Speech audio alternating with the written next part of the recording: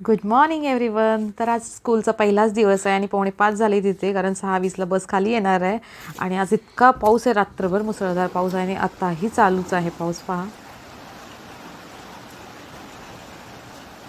म्हणजे इथे सर्वात पहिला बस जी येते ती आमचीच येते. 6:20ला बस खाली आलेली असते आणि त्याच्या आधी आवरून घ्यायचं असतं दोघींचं. तर आज आम्ही पावभाजीचा बेत केला, कारण पहिलाच दिवस असल्यामुळे चपाती भाजी नको होती दोघींनाही. मग पावभाजी सिम्पल वेमध्ये मी आज कुकरमध्ये करणार आहे, पटकन होऊन जाते. आणि शॉर्ट ब्रेकला तर फ्रूट्स द्यायचे होते. तुम्हालाही या पावभाजीची रेसिपी हवी असेल तर मला कमेंट करून सांगा. ही पटकन आणि यम्मी होते, खूप इझी वे आहे. तर मी नेक्स्ट टाईम अपलोड करेन.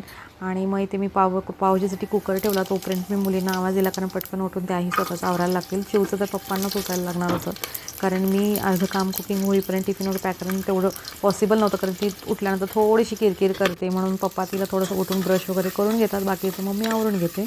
आणि सोडायलाही पप्पा दिशूचं काही आवरायला लागत नाही, तिला काही हेल्प लागत नाही, कारण तिचे हेअर्सही शॉर्ट आहे, त्यामुळे तिचं ती आवरून घेते. सकाळी तिचं मॉर्निंग रुटीन असतं, एक्सरसाइज वगैरे करणं वगैरे असतं, तर करून ती स्वतःचं टिफिन वगैरे पॅक करून घेते. त्यामुळे तिचं काही लागत नाही, फक्त चिवचं लागतं. आणि ती बघा चिव उठली आहे. कसं एक्सायटेड आहे ना स्कूलला जायला आज. चला लवकर लवकर ब्रश करून अंघोळ करून लवकर पटकन लवकर बंद करूया.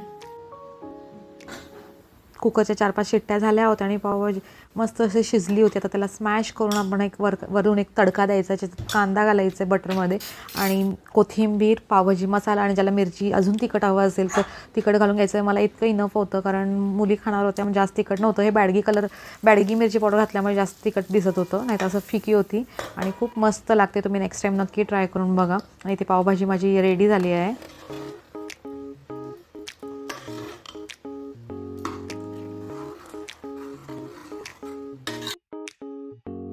इथे भाजी इथं रेडी झाली आहे, पण बाकीचे अजून आहेत कामं. चिवच्या सर्वात जास्त इम्पॉर्टंट म्हणजे चिवच्या वेण्या घालायच्या, जे की ती मला खूप त्रास देते, कारण आमचं इथे हाड पाणी असल्यामुळे तर थोडं तिला केसांना थोडं गुंता होऊन जातात आणि ऑइलिंग प्रॉपर करू देत नाही, त्यामुळे थोडा त्रास होतो. पण लांबही केस हवे असतात तर पंजूसारखे, म्हणून हेच नखरे चालू असतात तिचे. तर पहा तुम्ही पुढे तिचे नखरे किती असतात. आजचा दिवस पाहून आम्हाला पहिला दिवस आठवला चिवचा, जो की LKGला घेतलं होतं ॲडमिशन आम्ही. आणि नर्सरी आणि प्ले ग्रुप काही झालं नव्हतं तिचं, डायरेक्ट LKGला घेतलं होतं. तर फर्स्ट डे दिवशी पप्पानी वर्क फ्रॉम होम घेतलं आणि आम्ही दोघंही स्कूलमध्येच केलं होतं. कॅम्पसमध्ये एक त्याने मीटिंगही तिथंच अटेंड केली आणि येताना घेऊन आलो आम्ही. दुसऱ्या दिवशी होता तर तिला 4-5 तासासाठी पाठवायचं होतं, कारण त्या दिवशी मग आम्ही पाठवलं वगैरे बसमध्ये. दिदी होतीच आणायला न्यायला.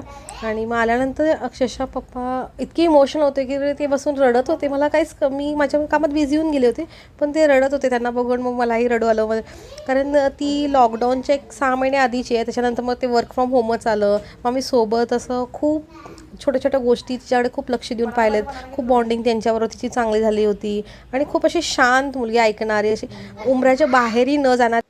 थोडी शाय होती म्हणून जास्तच इमोशनल झाले होते. आणि दिशूच्या वेळेला थोडी स्कूल लेट होती, त्यामुळे मीही जॉबला करत होते. दोघंही तिला स्कूलला सोडून आम्ही दोघंही निघून गेलो होतो. दिवसभर असं तिघंही कोणी नव्हतं, त्यामुळे ते इतका अनुभव नव्हता. हिच्या वेळेला थोडा वेगळा अनुभव झाला बस.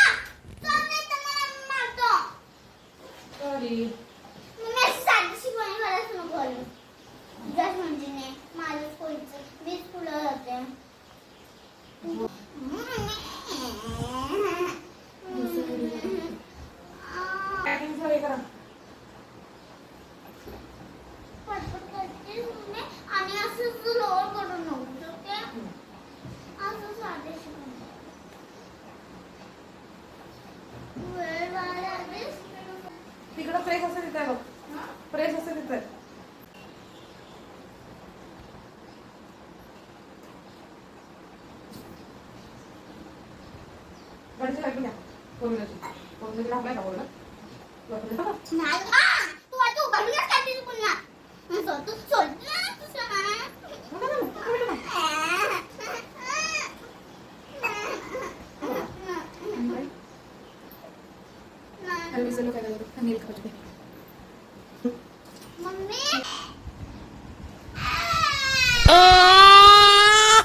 असं का कोण रडतं आम्हाला जरा.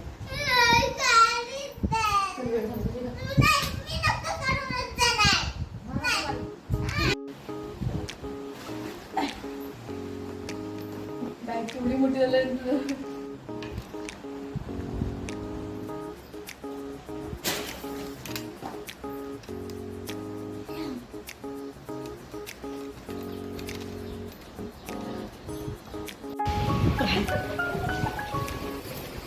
आणि ही एक्साइटमेंट फक्त ना हा रेनकोट घालून पावसात भिजण्याची होती. कधी एकदा मी हा रेनकोट घालून पावसात भिजू आणि स्कूलमध्ये जाऊन फ्रेंड्सना मी कधी एकदा दाखवू, कारण तिने फर्स्ट टाईम हा रेनकोट घातला होता. फर्स्ट टाईमच तिने परचेस केला होता.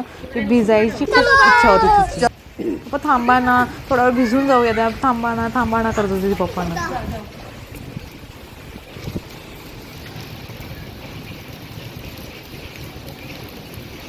जेव्हा मुलं स्कूलला जात होती सकाळी खूप जोरात पाऊस होता आणि आता पाऊस गेला होता, हलका ऊन यायला लागलं होतं.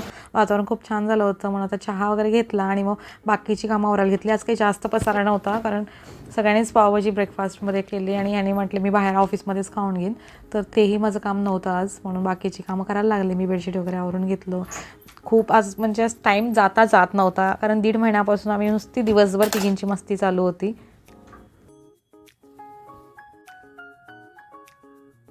थोडा वेळ राहून मी घड्याळाकडे पाहत होते किती वाजले, आता येतील का म्हणून पाहत बसले होते. पाऊसही आता थांबला होता, आता यायची वेळ झाली होती आणि गरम गरम मी तिला दाल खिचडीचा कुकर लावला चिवला, कारण दीदी तर पावभाजीच खाते त्या दिवशी, करते त्या दिवशी. मग चिवला खिचडी भात लावला आणि मग इथे मी न्यायला.